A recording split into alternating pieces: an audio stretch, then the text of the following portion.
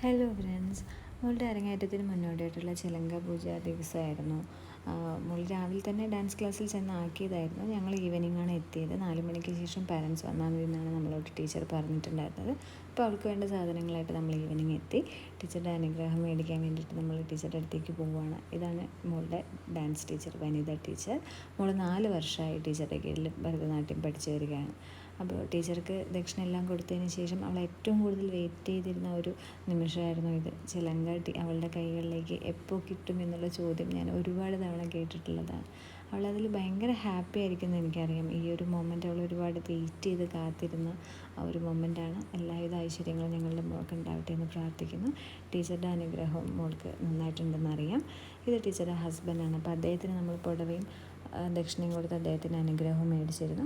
29-ാം തീയതി രാത്രി 9:50 മുതൽ 10:50 വരെ ഗുരുവായൂർ വെച്ചിട്ടാണ് മോളുടെ അരങ്ങേറ്റം.